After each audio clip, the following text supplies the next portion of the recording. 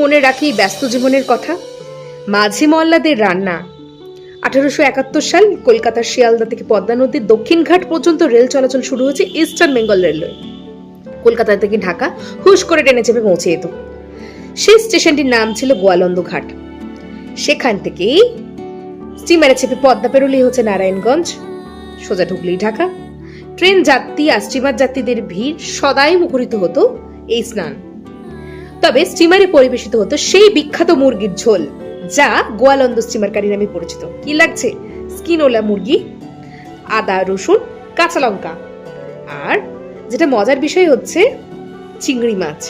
তারা চিংড়ি ধরতো আর রান্না করতো, আর আমিও নিয়ে নিয়েছি চিংড়ি মাছ বাটা। বাস ঝটপট রান্না হবে, ম্যারিনেশন হবে, গরম তেলে দিয়ে চাপা দিয়ে রান্না হলেই গোয়ালন্দ স্টিমার কারি রেডি।